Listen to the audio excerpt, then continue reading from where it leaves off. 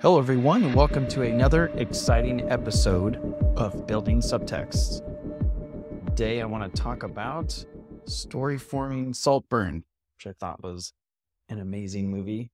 Just a heads up, if you've never seen the movie before, or you haven't seen it yet, I would wait and go see the movie first, because it's fantastic. I'm going to spoil everything. What we're going over, the story form, is the entire story all at once. So it's going to spoil the entire thing. So if you haven't seen it, make sure you do that first. All right. So for those of you who have seen it, let's jump right into how I was able to storyform it. So what we're going to do is we're going to get to a place where this is the argument of the story, which is a little simplistic based on the actual film. You can figure out how something should be done when you stop admiring someone. That is the very basic idea behind it all. And then here's the explanation of it. And what we're going to get to is a place down here called the story form, which are all of these thematic elements, how they're all balanced together. The main character, who's Oliver in the story, the obstacle character, which is Felix, their relationship, and then the objective story itself. So this is a schematic of everything that happens in the story, but I didn't go through and pick each one of these. I only picked a few, and then everything else fell into place. So I just wanted to show you what that was like here in Subtxt. So if I go here and I will open the premise builder here, right here. Okay. So the first thing would be the Four Throughlines. So I was watching it, super clear, actually probably towards the end, that the objective story is here in psychology. It's a psychological thriller. So all the conflict is coming from manipulations, scheming, mind games, pretty much anything Oliver's doing that is going to put the plot, focus the conflict here in psychology. And then in order to balance that out, the relationship, which I classified as being the relationship between Oliver and the family itself. Definitely the strongest one is the one between him and Felix and that kind of unrequited lust that's going on in there. But then also it transfers to Farley and then also Venetia, the sister. They're all revolving around Felix. So it's that Felix with that family and that relationship of like friendship to familial and all the stuff that goes on in there, those gross activities that everybody keeps talking about. That's in the relationship story here, which is why it feels so a little bit over the top creepy because it is the heart of this story. And then I put Oliver up here in universe. So his personal baggage is that he's not poor, but he's middle class. Or he gets judged based on he buys his clothes from Oxfam or something like that. When he doesn't have enough money to be with everybody, he's on the outside looking in, and that's his personal thing. And then he eventually grows into the sort of attitude that Felix and the others have, which is this fixed mindset as to they can get anything that they want whenever they want, and just that rich mindset. So he moves out of being someone who's judged based on his external sort of fixed nature and moves into Crazy Town.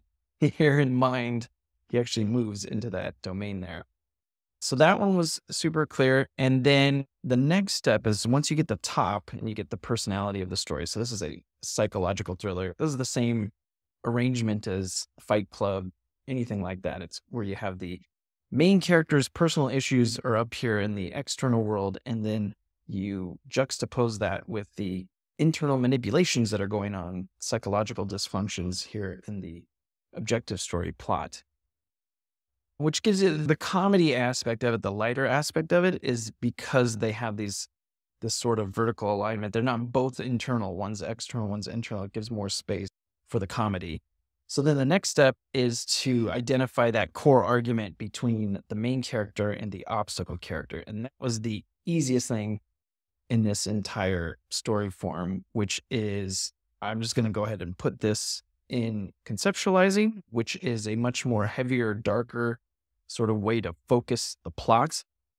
This goal is setting into place the story form and focusing it in a certain area where they're headed towards to solve all the problems.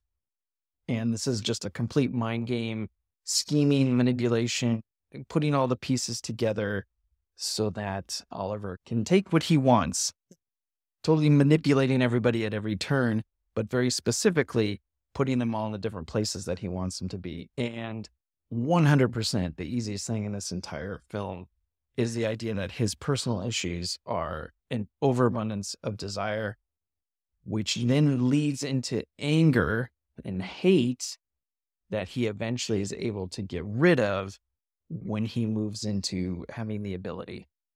In the beginning, completely consumed with desire and lust and wanting all of this that he can't have, and then moving into being able to do that. Each person that gives him the ability to do that just makes it more and more possible for him to fulfill what it is that he is going to fulfill.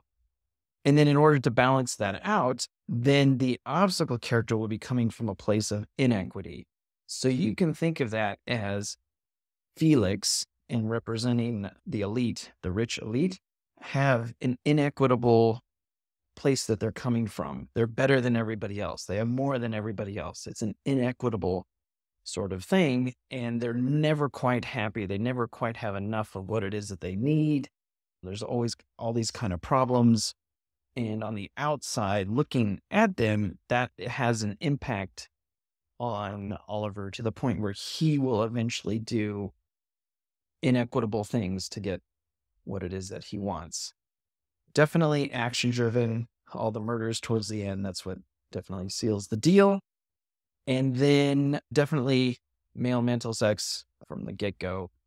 He changes his resolve, Oliver. That's what's setting up this dynamic here on the left, which is why he grows out of that desire into having more and more ability. And then the creepy part about it is that it's a triumph. It's a story of triumph. Definitely good for the main character resolving their personal issues. He's so happy he's dancing around naked at the end of the movie. That's good and success because he's the one who put all those pieces together. If Farley had somehow built, everybody had a better understanding of what Oliver was really all about, it probably would have failed and he would never have gotten to that point, but he definitely succeeded. So when you have all those different elements in place and you build this story in subtext, that's how you get this big giant story form here. So all I picked was the desire here, which is where Oliver is situated. And then picked changed, success good, and then the arrangement of the through lines here. So this is that same arrangement where the main character is up here in the upper left in the external realm, and then down here the psychology, and then everything else falls into place. Everything else that you see here is just a means to balance out all those other narrative elements that I had in there. And the thing that I thought was really super interesting was when you look at the relationship story, I didn't even pick this. And it said the condition upon which the relationship in the story exists is change. So what that means is that heartfelt friendship that turns into family, that he gets closer to Venetia and Farley and all this other stuff, is because of this drive towards adapting.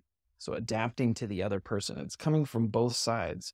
It's coming from Oliver's point of view and then also from Felix's point of view, and then also Venetia. Everybody's always adapting, and even probably a little bit of the mom, adapting and changing, and that's the condition upon which their relationship grows. So that's why I extended it beyond just Felix and moved it more into being able to account for everybody in the narrative. Where is it? Up here. So where it's got Farley and then Venetia as well, because that relationship between them is building upon that condition of change, of being able to constantly adapt. He's basically changing himself. This is the other interesting part. He's changing himself because of all the projections that are going on. You're just like the guy from last year. And then he's moving it into this speculative thing. Like, you don't know, maybe it's this, maybe it's that. And that projection, resistance in the relationship, what's keeping them from growing closer together, gets through to more flow through speculation, which then also wraps back into the objective story plot here, they're the same thematic elements where there's tons of projection going on both sides, everybody there, and then eventually trying to solve that through speculation. But it isn't until the end when he finally just completely takes all ability away from everybody else. Even mom is like unable to move, that he finally gets exactly what he's always wanted. And I thought that was completely fascinating how this all works together, because I just put in a couple of those thematic elements. And then in order to make it all balanced out, this is what the framework predicted should be the condition upon why their relationship is there. And it actually is in there in the film, which is why it feels so satisfying at the end. And then also, again, this dramatic argument between Oliver Quick here on the left, who's completely covetous, completely driven by this motivation of desire, of wanting. And that is the author's argument. You can want and desire this all you want, but it's always going to create issues for you, personal issues for you, until you move yourself into making yourself capable, enabling yourself to get what it is that you want to get, which is really what the rich are able to do, whatever it is that they want. They don't have any of these desires. They have all this ability. And so that's the balance that's playing out in this story. And Oliver is finally able to get what he wants. As reprehensible as it may seem from the outside, the author is saying, hey, this is a good thing to enable yourself in just the same way as the people that you are coveting are enabled in order to get what it is that you want and to resolve your personal issues.